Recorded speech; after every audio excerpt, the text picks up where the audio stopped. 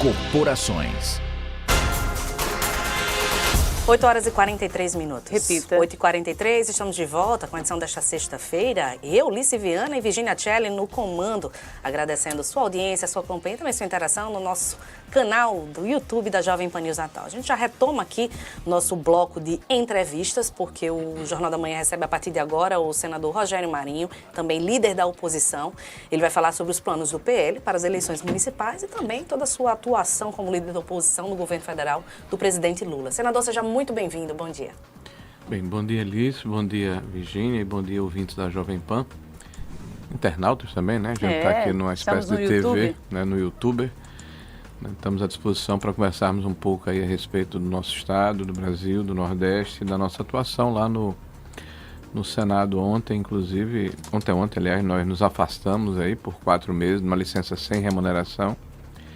E temos aí uma tarefa pela frente, descansar aqui uns 8, 10 dias e mãos à obra e muita coisa para fazer aqui no estado e no Brasil. Senador Rogério Marinho, o senhor já traz aí a explicação para o seu licenciamento do Senado e eu pergunto, a partir de agora, qual a estratégia do senador licenciado diante das eleições de 2024? Virginia, nós recebemos um partido aqui no Rio Grande do Norte, logo após as eleições de 2022, que tinham 19 prefeitos. Haviam sido eleitos no pleito de 2020, né? Ainda sobre a presidência do deputado federal João Maia. E ao longo desse período, logo após a eleição presidencial, até por uma questão de afinidade e convergência, desses 19 prefeitos, 15 deixaram o PL. Nós ficamos com 4 prefeitos. Né? Isso na transição. Acompanharam o deputado João Maia ou foram para outros partidos, né? Uma vez que nós temos uma preocupação de darmos uma identidade ideológica e programática ao nosso partido aqui no Rio Grande do Norte, no Nordeste e no Brasil. Mas ao longo do período nós recebemos, acho que mais 19 prefeitos. Então nós temos hoje 23 prefeitos com mandato no PL, está um pouco maior do que era. E hoje nós temos uma consistência do ponto de vista de afinidade, né, de propósito, né, de uma relação em que há não apenas esse compromisso do ponto de vista da política, mas um objetivo comum, né, de mostrarmos à população do Rio Grande do Norte que é possível se fazer uma administração que leve em consideração não apenas a questão técnica, que é relevante, que é essencial para a vida dos munícipes, mas uma atuação na defesa de valores que representam o conjunto da sociedade brasileira. Senador, perdão. Pode continuar. Não. E o nosso período de licenciamento se dá por 2 viés, né, ou vieses, né?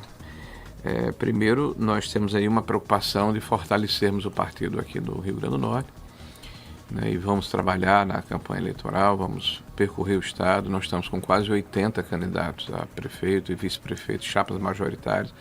Estamos organizados hoje em 115 municípios, estávamos em 35. Né? Ontem mesmo eu quero aproveitar e mandar um abraço aqui para a doutora Fernanda, né, que será pré-candidata do PL lá em Santa Cruz, numa festa muito bonita. Lá estava inclusive o senador Estivos, que tem sido nosso parceiro aqui nesse trabalho no Rio Grande do Norte, o deputado Robson, o deputado Tomba Faria, que é o grande líder da região do Trairi.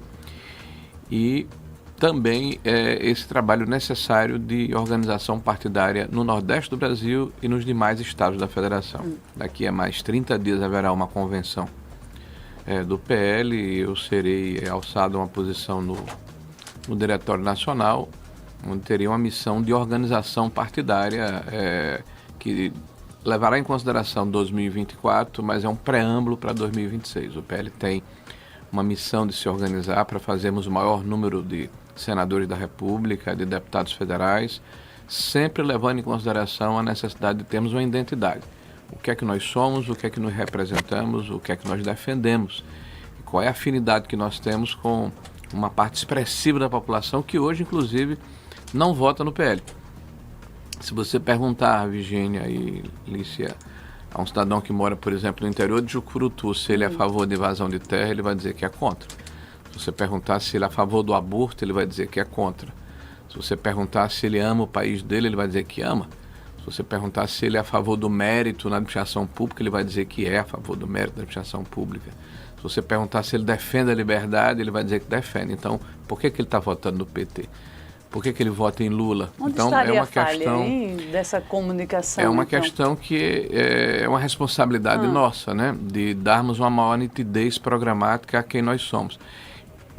A redemocratização de 1985 tratou da pulverização partidária. E tanto é verdade que em 2018 nós tínhamos 37 partidos políticos com representação na Câmara Federal. Não existe tanta ideologia para ser representado por essa miríade aí de siglas partidárias, que muitas delas se formaram em função de uma posição muito mais levando em consideração a necessidade de um negócio do que de representar um grupo político, um espectro da sociedade.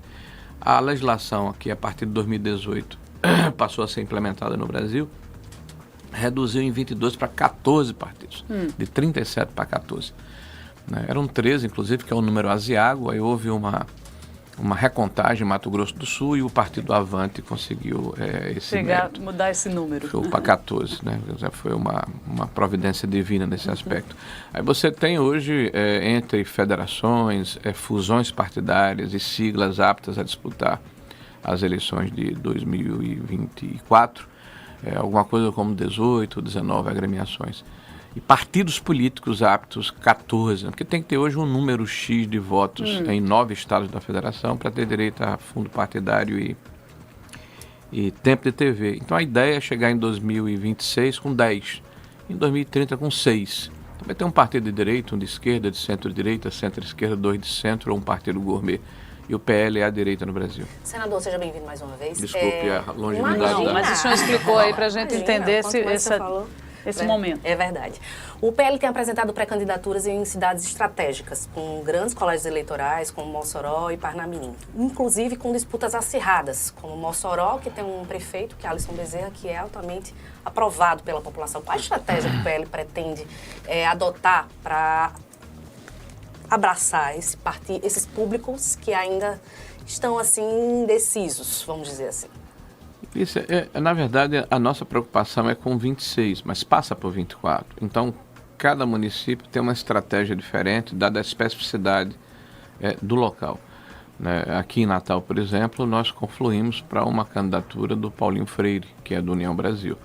Né? Nós temos uma conversa com o Paulinho e um acordo político, primeiro de que ele implementará na cidade do Natal eleito ações que visam justamente levar em consideração esses valores que eu mencionei anteriormente e estarmos juntos em 26 nas eleições majoritárias que nos interessam e interessam ao Brasil como um todo. Em relação a Mossoró, nós tivemos um problema, porque durante as eleições de 2022, a cidade de Mossoró foi distinguida de uma maneira muito diferenciada, até pelo fato de ser a segunda cidade do estado, eu ser ministro de Estado, Fábio Faria ser ministro de Estado. Então, nós tivemos um olhar muito especial para Mossoró, na inversão de recursos, no apoio a ações estruturantes, no apoio ao atendimento à saúde, à questão social. A área rural de Mossoró é muito grande, então perfuração de poços, disponibilidade de máquinas para se fazer uma patrulha, né, que permitisse o apoio aos municípios mais distantes do centro. Então, Mossoró nunca teve, ao longo da sua história, uma atenção tão grande do governo federal. Na hora da eleição, né, eu fui distinguido com o apoio do prefeito, do seu grupo, mas o presidente da República esteve lá, o Bolsonaro não foi recepcionado pelo prefeito. No segundo turno, nós não tivemos o apoio do prefeito, como não havíamos tido no primeiro turno. Então, essa omissão para nós é muito importante, porque nós, em 26, temos uma responsabilidade, né, de retomarmos o crescimento do Brasil, o desenvolvimento do Brasil e voltarmos ao trilho das reformas estruturantes que tiraram o Brasil da catástrofe econômica e moral que ele foi submetido com os 14 anos do governo do PT. Então, não se admite a omissão nesse processo. Então, lá em Mossoró, a nossa campanha vai levar em consideração o resgate desses valores, a necessidade da afinidade que necessariamente nós temos que ter com lideranças políticas comprometidas com o projeto, não apenas da cidade, mas um projeto de país. E a candidatura, ou a pré-candidatura, desculpe, do Genivan, vai nessa direção. Então nós vamos para dentro de Mossoró, como iremos para os demais municípios do estado do Rio Grande do Norte, defendermos as nossas bandeiras com convicção. E a população, é evidente, fará o seu juízo de valor. Não tem ninguém imbatível, né? Se hoje o prefeito de Mossoró conta com essa simpatia e aprovação da população, é importante lembrar que ele praticamente não teve oposição. Então nós vamos mostrar o que existe de positivo, né, e de que forma nós contribuímos, mas também as falhas e o que pode ser melhorado, né, o que pode ser aperfeiçoado pelo bem de Mossoró. Com essa candidatura de oposição em Mossoró. O senhor falando de Mossoró, vamos a Parnamirim, falar um pouquinho do Parnamirim. O que aconteceu, senador, com o Parnamirim, que não foi possível uma aliança com o União Brasil? O senhor trabalhou para isso? Qual foi o grande problema que levou hoje que está levando o União Brasil a apoiar uma candidatura de oposição em Parnamirim? Virginia, eu não posso responder assim como se fosse União Brasil. Vou falar como um espectador, tá? E como um articulador também, né? O senhor se insere também nesse contexto. Claro, porque veja, se você levar em consideração o fato de que o maior colégio eleitoral do estado do Rio Grande do Norte é Natal. Em Natal, o presidente Bolsonaro e o PL teve aqui quase 50% dos votos válidos, né? Em Parnamirim nós vencemos as eleições, a única cidade do estado que Bolsonaro teve êxito. O prefeito Taveira nos apoiou desde o primeiro turno, né? Foi muito firme nesse apoio. Apesar do seu filho, Taveira Júnior, ser deputado estadual do União Brasil, né? Os deputados federais Benes Leocádio e Paulinho Freire do União Brasil estiveram dentro desse processo político conosco, né?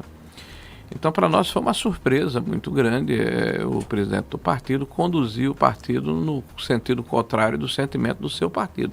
Agora, os motivos que o levaram a tomar essa decisão, ele certamente vai ter oportunidade, né, de dar uma satisfação à população quando for questionado nessa rádio ou em qualquer outro veículo de imprensa.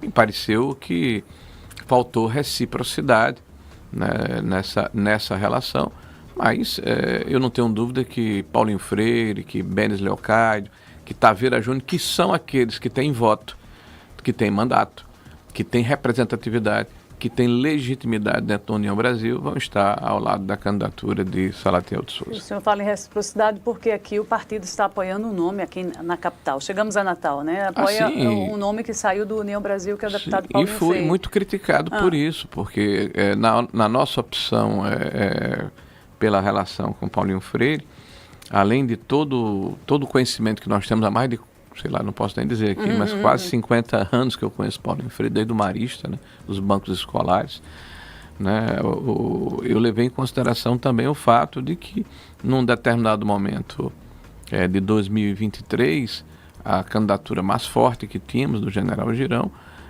numa reunião no meu apartamento lá em Brasília, com outros postulantes, né, inclusive com o outro deputado, o Sargento Gonçalves, declinou da candidatura naquele momento em função de um acordo, e foi um gesto importante da parte dele, para que tivéssemos uma candidatura forte para nos contrapormos ao ex-prefeito Carlos Eduardo, que naquele momento, né, nadava de braçada, porque era a única candidatura que existia, né, assim, posta, né, e com maior densidade. Muitos integrantes do PL, e aqui em Natal ele tem realmente uma presença mais forte, nos questionaram sobre a necessidade de apresentarmos uma candidatura. E eu dizia naquela ocasião aos membros do meu partido e aqueles que me cercavam que para ganharmos uma eleição majoritária em 26 é necessário também fazer concessões, né? Para chegarmos ao nosso propósito de termos governador de estado, senador da república, uma bancada de deputados federais importante, é necessário nós ampliarmos, e dentro da política a soma e a multiplicação são as duas operações que se deve ser feita, que né? devem ser Como é que vai ser a sua perseguidas. participação na campanha de Paulinho Freire em Natal, senador? Vai ser dentro da necessidade que a sua candidatura nos apresentar. Nós estamos colocando à disposição de Paulinho técnicos que nos ajudaram ao longo da nossa vida pública, né, para trabalhar no seu plano de governo. Os nossos pré-candidatos a vereador, né, todos eles estão engajados na candidatura, na pré-candidatura do deputado Paulinho Freire, né. Nós vamos nos colocar à disposição para percorrer a cidade do Natal, entendendo que talvez onde poderá render mais será com depoimentos na televisão, em eventos mais localizados, porque Paulinho tem hoje o apoio também do prefeito Álvaro Dias, do senador Stevenson Valentim, de boa parte da classe política do Estado, com atuação aqui na cidade do Natal. Então nós vamos apoiá-lo formalmente, publicamente, vamos deixar isso claro, e aqueles que porventura entenderem que pode acompanhar a nossa orientação, né, certamente vão sufragar o seu nome após as convenções municipais e a campanha eleitoral. Senador, o senhor disse que as eleições de 2024 é o preâmbulo para 2026. É cedo a gente falar que o senhor será candidato ao governo do Estado ou vai depender dos resultados das eleições deste ano? É cedo. 2026 tem uma, como é que eu poderia dizer, tem uma ação no caminho, que são as eleições municipais. Passadas as eleições municipais, nós vamos avaliar o tamanho de cada partido político, né, o resultado eleitoral. Nós falamos aqui de 3 colégios eleitorais importantes, são os maiores, né, mas existem espalhados pelo estado do Rio Grande do Norte, nas regiões geográficas, municípios polos que ou diretamente o PL participará ou participará no arco da aliança. Nós temos aí, inclusive, nos próximos 15 dias, a construção de uma diretriz, né, de que nós não aceitaremos uma composição, né, com partidos que fazem parte dessa federação da esquerda, PV, PCdoB e PT, nem tampouco o PSOL, mesmo que nós não participemos da candidatura majoritária ou da chapa majoritária. Isso para 26. Para 24. 24. Né? Nós não participaremos de nenhuma coligação em que esses partidos estejam representados, então não formalizaremos essa situação. Nós inclui também aí o PSOL, né? Sim, a federação e o PSOL. O PSOL. Nós temos também uma deliberação já de caráter nacional, que nós vamos aqui replicar no estado do Rio Grande do Norte, de que os nossos membros do partido que têm mandato eletivo, vereador, deputado, senador, que é o meu caso, prefeitos, né, em municípios onde o PL esteja representado em chapas majoritárias, ou vice-prefeito ou prefeito, não são obrigados a nos acompanhar. Até porque nós vivemos num país livre e defendemos isso. Mas não poderão fazer campanha contra o adversário do partido. Né? Se o fizerem, serão submetidos à comissão de ética. E nós estamos muito preocupados com isso, Virgínia. E eu não falo no Rio Grande do Norte, eu falo no Brasil. Ou a gente constrói uma cultura, né, partidária, em que há um respeito às decisões que são tomadas pelo partido, né, e às diretrizes que são emanadas, né, da sua direção, e isso, claro, após as convenções, porque esse momento agora tudo pode acontecer até a convenção. Ou nós seremos mais um partido como os outros. Né? Eu tenho aqui todas as restrições e tenho todas as vírgulas em relação à forma como o PT se posiciona na economia, nos costumes, na sua visão do Brasil. Mas o PT é um partido político, né, que tem centralidade nas suas decisões. Ou, literalmente, o pau quebra no período que antecede, né, as eleições, depois você vê o processo de unidade. E isso dá nitidez à população, porque enxerga um partido como um corpo. Talvez aí esteja a resposta daquele problema que o senhor trouxe no início da entrevista. Há também uma especulação nacional do que o senhor poderia formar uma chapa com o Tarcísio de Freitas, governador de São Paulo, representando aí a direita. Há esse projeto do partido nesse quesito? Nós temos um candidato, Lícia, que será o presidente Bolsonaro. Mas hoje nós ele tem estamos trabalhando. Veja, a Virgínia me faz uma pergunta que é um questionamento que me é feito quase sempre nas entrevistas que eu tenho dado pelo Brasil afora, né? E que bom que a gente está conversando aqui no Rio Grande do Norte. O presidente da República hoje chama-se Lula. Esse cidadão, ele foi condenado por corrupção, por evasão de dinheiro, por uma série de crimes em 3 instâncias, por mais de 20 juízes diferentes. Ele foi encarcerado, foi preso, passou mais de 500 dias preso. E não foi porque ele se reuniu com embaixadores, não foi porque ele pegou os presentes que recebeu e eventualmente os transacionou, até porque Lula levou 11 conteiros na cabeça quando saiu do Palácio do Planalto. Foi por corrupção. Só a Petrobras, mais de 6 bilhões devolvidos ao erário público. Né? Mais de 20 bilhões de reais foram devolvidos.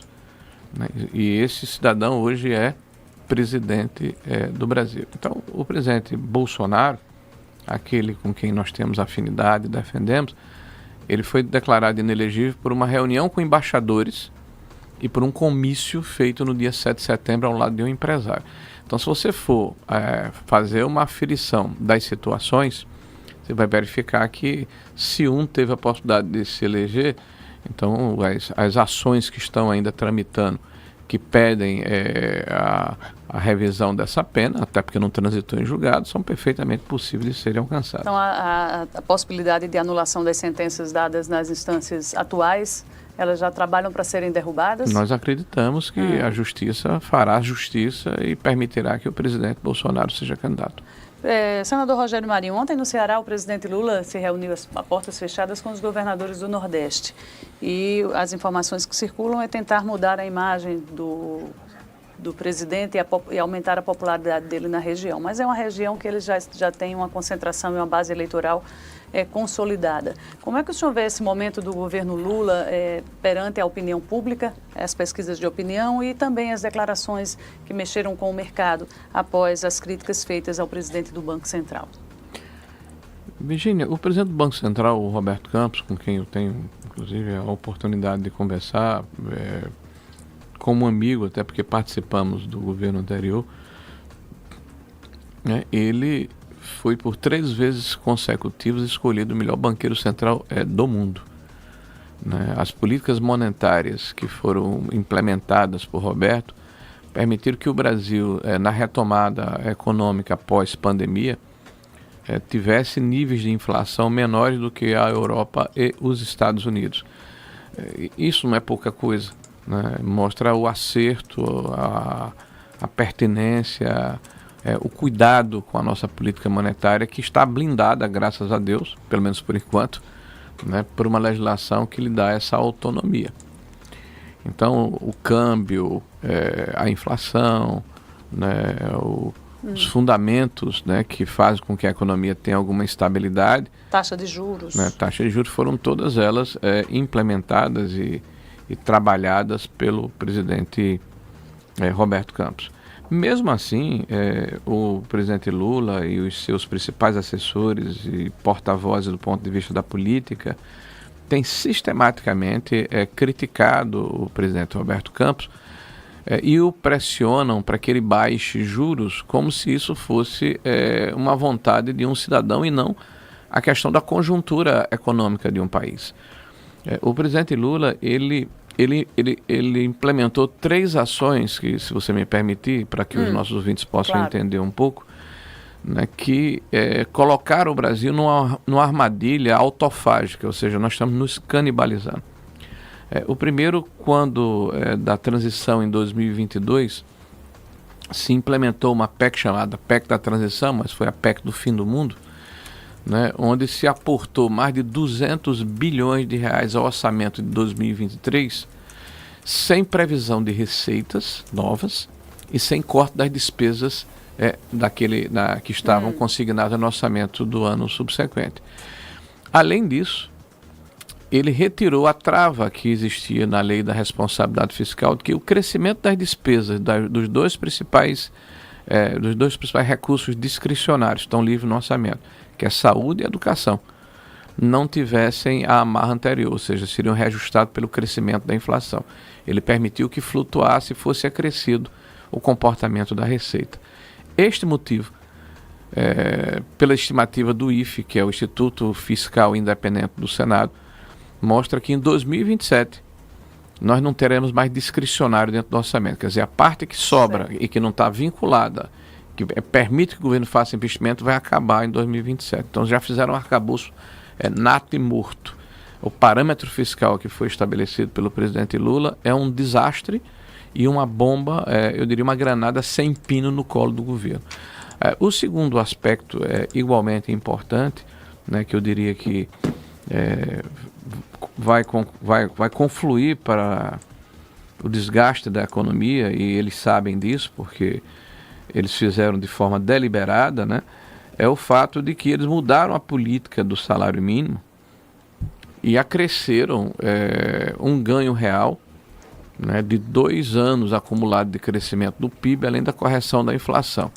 Isso vai significar, Virgínia, para aqueles que estão nos ouvindo, um aumento real do salário mínimo. Palmas para o aumento real do salário mínimo. Que muitas vezes é o que pesa no bolso do trabalhador. Só né? que 70% da população brasileira que tem o seu salário vinculado ao salário mínimo são aposentados, Virgínia.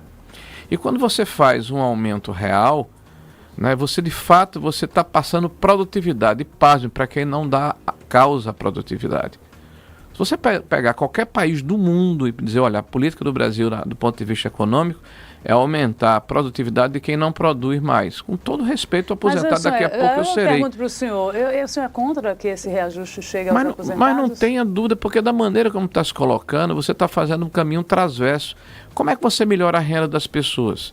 Você melhora se você estabilizar a economia, se você permitir crescimento econômico, se você tiver estabilidade e previsibilidade. Então, o dinheiro que você está recebendo vai vender muito mais. Pergunta a qualquer pessoa que está nos ouvindo agora, como é que está a inflação dos alimentos? Eu não estou falando da inflação normal, não, que isso é uma cesta. E o pobre recebe um salário, 2 salários e gasta 80% do seu dinheiro comprando alimentos. Se o governo desestrutura a economia desta forma, além de impactar no custo da Previdência e do BPC, o que aumenta o déficit público, aumenta o juro futuro, gera inflação, diminui a capacidade de empreender e de investir de quem quer implementar projetos de longo prazo no Brasil, você está plantando um processo que é igual ao que foi feito anteriormente. Você não aumenta a renda das pessoas por golpe de caneta. Você aumenta melhorando a produtividade brasileira, que infelizmente nós estamos aqui com um governo que faz de conta que isso não existe. E o que eu estou dizendo a você é o que agora a Simone Tebet está dizendo. É o que o Fernando Haddad está dizendo. Então a armadilha que eles se meteram com um discurso lindo e maravilhoso, eles agora estão querendo desfazer e não tem como politicamente. Pois é, senador, ainda haja tempo, né? Mas vai lá, Alice. Ainda nessas discussões de âmbito nacional, o presidente Lula ele tem acumulado seguidas derrotas no Congresso. Como é que o senhor avalia o motivo e qual o motivo para tantas votações contrárias ao interesse do governo na avaliação do senhor? Bom, em relação ao outro item, porque é complicado, a economia ainda tem o pior, que eles mudaram o arcabouço e definiram o seguinte, que mesmo que não haja aumento de receita de um ano para o outro, eles crescem pelo menos 0,6%. Então, toda vida que você cresce receita, despesa se aumentar a receita, aumenta a dívida pública. E só para a gente fazer aqui passar a régua e responder aqui, Elise, você já aumentou a dívida brasileira em 1 ano e meio em 450 bilhões de reais. Viva Lula! Aliás, falar economia com o PT, eu tenho dito isso, eu vou repetir aqui, é você discutir ou jogar xadrez com pombo. Ele chega de peito estufado, desarruma as peças do tabuleiro, faz uma caca geral, aí diz, ganhei a partida. Aí quem vem atrás que tem que arrumar as peças. Mas vamos lá. Ultimamente.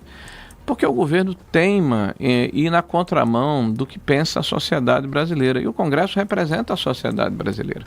Esse é o primeiro ponto. Depois, o governo está fazendo o ajuste da economia pelo lado do aumento das receitas, ou seja, aumento de impostos. E nós aumentamos impostos no primeiro ano. Nós aumentamos o imposto no começo do segundo ano. Então, a sociedade exauriu, não tem mais possibilidade de aumentar impostos. Nós já pagamos aí de 36% a 37% do nosso produto interno bruto de impostos ao governo. Um governo que não faz o seu dever de casa. E o que é que eu falo dever de casa? Ele não corta despesas. Agora o governo anunciou, e o Lula ontem ou 3 dias atrás, disse, olha como tem subsídio dentro do orçamento, 600 e tantos bilhões. Não faz 2 meses que o governo mandou mais um subsídio de 15 bilhões na Toyota. 2 meses. Esse ano e meio, o governo do presidente Lula, que está espantado com subsídio, parece aquela história do ladrão que está na feira, que bate a carteira e sai gritando, pega ladrão, só ele acrescentou 68 bilhões de reais. O governo vive dando pedalada para fechar as contas. Esse ano o arcabouço fiscal foi pela 6ª vez, em menos de 8 meses, ultrapassado. E essa última ultrapassagem foi uma brincadeira. Eles pegaram o primeiro trimestre do ano e colocaram como base para aumento de receita, para aumento de receitas, aumento de gastos no ano de 2024, quando historicamente pela contabilidade pública se faz no segundo trimestre. Por quê? Porque você já tem uma variação de normalidade do comportamento das receitas. E por que ele antecipou para o primeiro trimestre contra o que dizia o arcabouço e liberou 15 bilhões a mais? Porque no ano passado ele pagou os precatórios, 90 bilhões, foram 30 da época do presidente Bolsonaro e 60 de Lula, que ele disse que é tudo de Bolsonaro, no primeiro trimestre. Aí teve 10 ou 12 bilhões de imposto retido pessoa jurídica. Aí teve também os fundos exclusivos. Aí teve o offshore. Então são receitas não recorrentes que não vão ser apresentadas no trimestre subsequente. Então eles aumentaram a despesa, o desequilíbrio econômico vai ser grande. E o mercado já entendeu isso. A lua de mel com Lula está se acabando. Veja quanto é que está o preço do dólar, do câmbio, que é o maior desde o início do governo. Veja como é que está o juro futuro. Parou a diminuição do juro dentro do Copom, porque desancorou o fiscal. Então, o mercado está caindo em si. Que esse governo do amor é, na verdade, o governo da catástrofe econômica, que está repetindo os mesmos erros. Também as isenções que são dadas pelo governo, senador?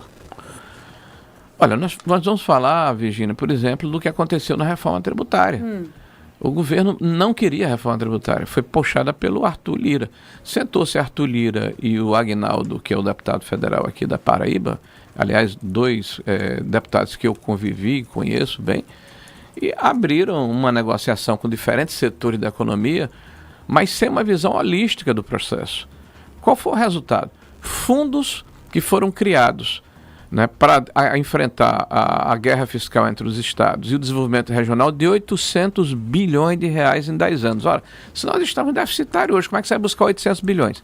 Nós estamos repetindo aí, vendendo terreno na lua, jogando uma cenoura para o pessoal aprovar, o que aconteceu com a Lei Candir. Novamente você vai ter passivo tributário e passivo judiciário de uma situação que não vai se concretizar. Quem gritou mais conseguiu isenção. Quem gritou mais conseguiu alíquota menor. E qual é o resultado, Virgínia? Nós vamos ter o maior imposto de valor agregado do mundo, segundo o próprio ministro da Fazenda. Então, enquanto a Colômbia, o Chile, a Argentina tem 11% de imposto do IVA, nós vamos ter aqui 28% a 30%. Então, já pensou, você que é prestador de serviço, pagava 8%, pagar 28%, você vai ter que passar isso para o seu cliente, né? Tanto no serviço como no seu produto que você está manufaturando. Claro que vai acontecer elisão fiscal, sonegação, erosão da base tributária. O nosso papel e o nosso propósito é muito importante, porque nós temos que ganhar a eleição em 26 e fazermos uma nova reforma tributária em 27 para ajeitar o tabuleiro que eles desarrumaram, como sempre, aí os pombos do PT. Senador, ainda está em pauta no Congresso um levantamento de assinaturas para uma possível CPI no escândalo que envolve a compra de arroz para atender os atingidos do Rio Grande do Sul, com relação às enchentes do Rio Grande do Sul. O senhor acha que deve ser investigado por essa CPI? Qual a opinião do senhor? Esse governo, me perguntaram aqui quando eu cheguei, porque eu estava tão magro. Eu digo, é porque o governo todo dia faz uma caca diferente. O que aconteceu, senador? O senhor perdeu quantos quilos? Eu nunca vi assim... Deixou de comer arroz?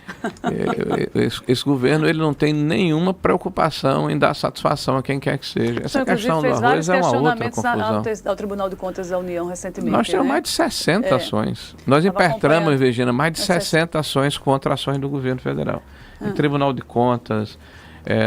no Supremo Tribunal Federal, na Procuradoria-Geral da República, na Comissão de Valores Mobiliários, até na CGU, porque eles não criaram o Ministério da Verdade, como o Lula, de vez em quando não, quase sempre comete inverdade, desinformação e mente, aí a gente vai lá e diz, ei, por favor, corrija a desinformação do presidente Lula, aí, só para mostrar que eles criaram um aparelho para perseguir adversário político, não é para valer. Ontem Lula estava dizendo, por exemplo, foi entregue Ilhas do Caribe aqui no Rio Grande do Norte. Pronto, um exemplo. Ilhas do Caribe foi entregue. O condomínio em Parnamirim. Quem é de Parnamirim, atenção.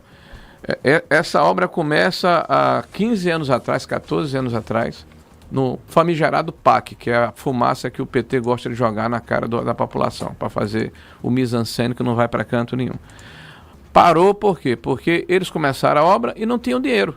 Gastaram lá 20 milhões na época, ficou 10 anos parado o condomínio.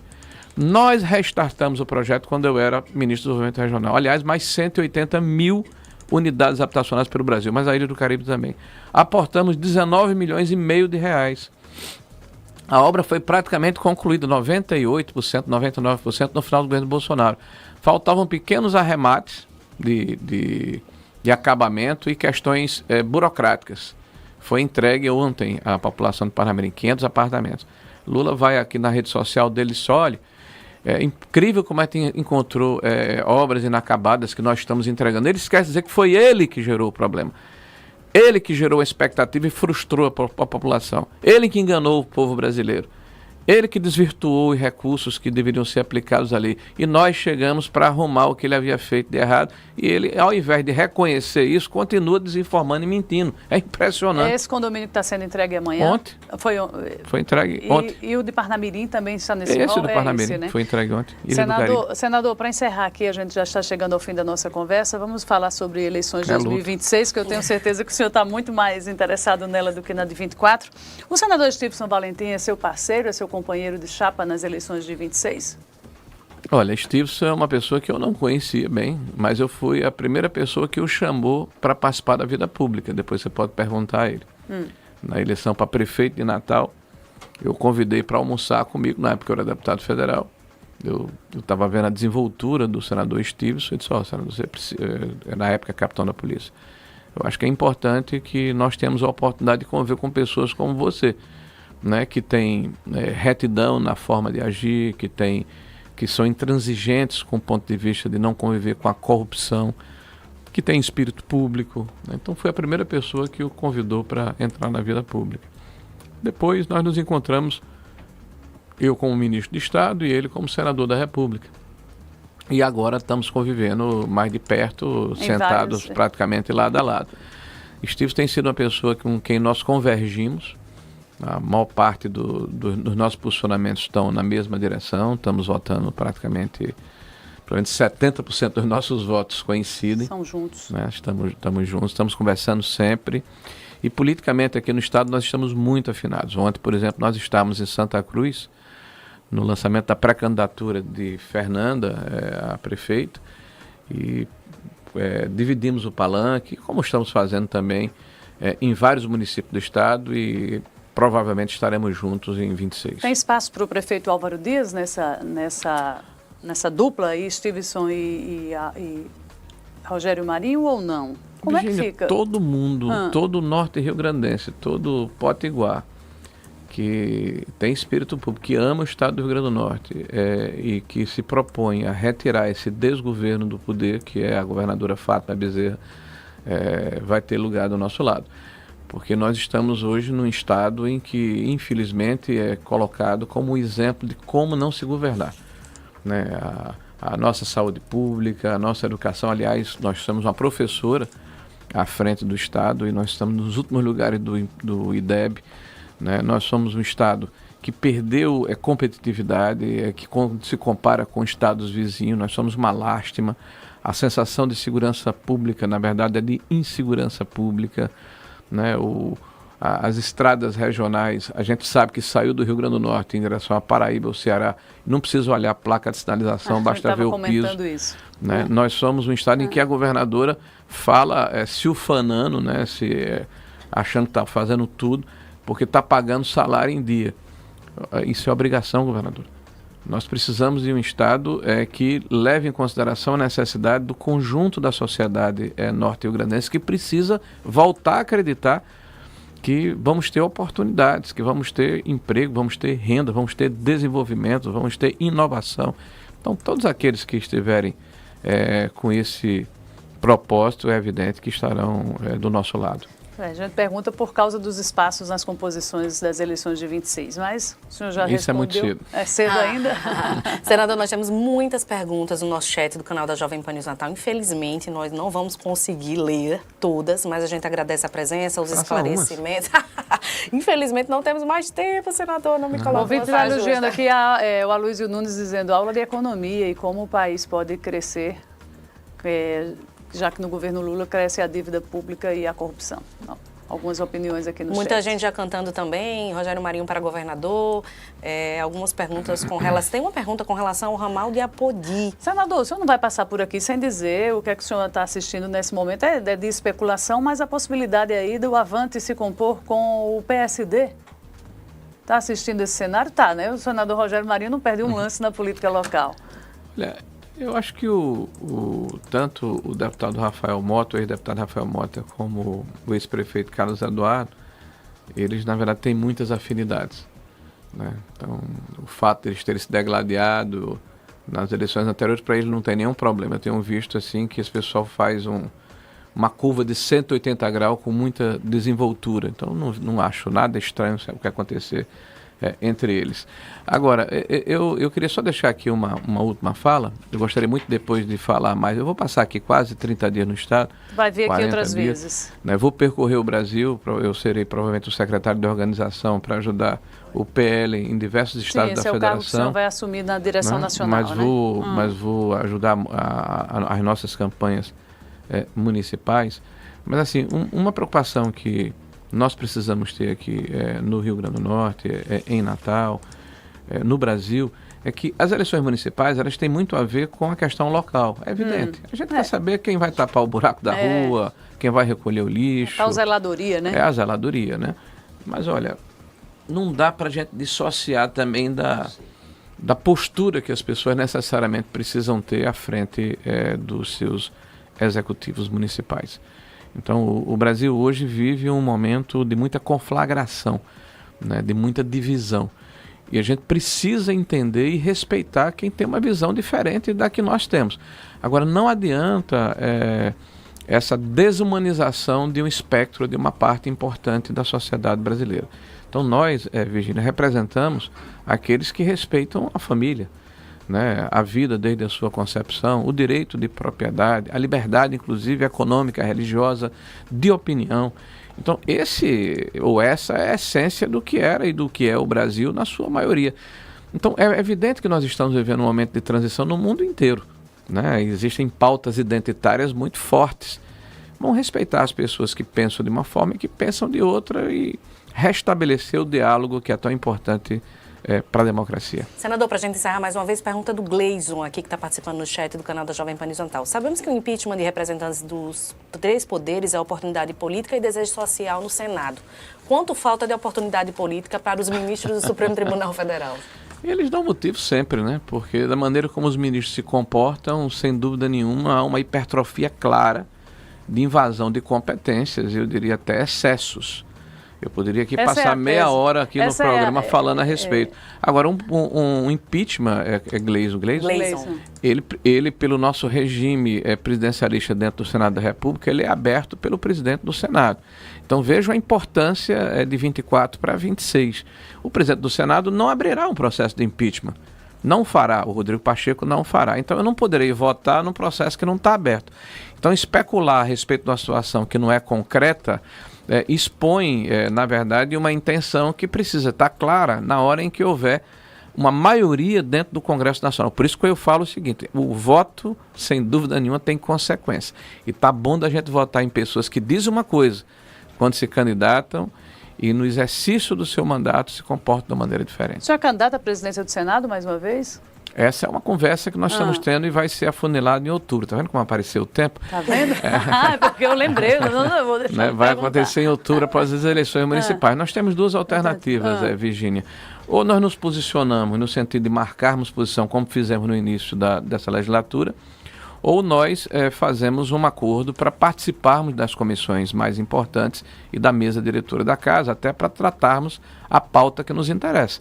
Nós temos a questão do voto auditável, nós temos a questão da anistia de 8 de janeiro, nós temos a necessidade de definirmos mandato para os ministros do Supremo Tribunal Federal.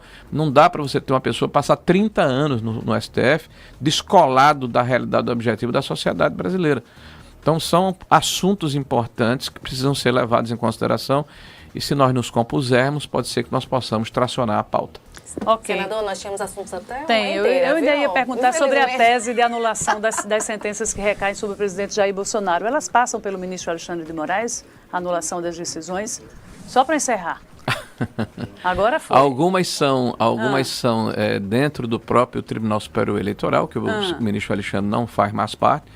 Aliás, se vira uma página na Justiça Eleitoral, nós esperamos que a ministra Carmen Lúcia se comporte lá de acordo com a lei, né, e não de acordo com paixões políticas. Aliás, um voto que a Carmen Lúcia proferiu por ocasião das últimas eleições é um voto deplorável. Eu espero que ela não repita, mas seja uma página negra que seja afastada da sua história, quando ela, inclusive, qual foi o voto, se posicionou no sentido de fazer censura prévia. Se a censura, Virgínia, é ruim, é detestável, a censura prévia é triplamente detestável.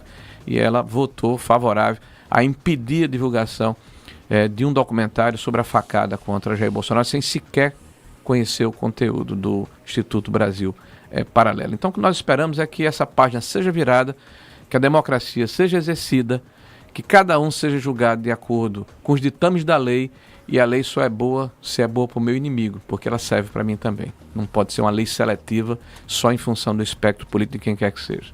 Muito bem, muito obrigada, senador Rogério Marinho, pelos esclarecimentos, pela presença. Desejamos êxito na missão. Olha, recadinho especial para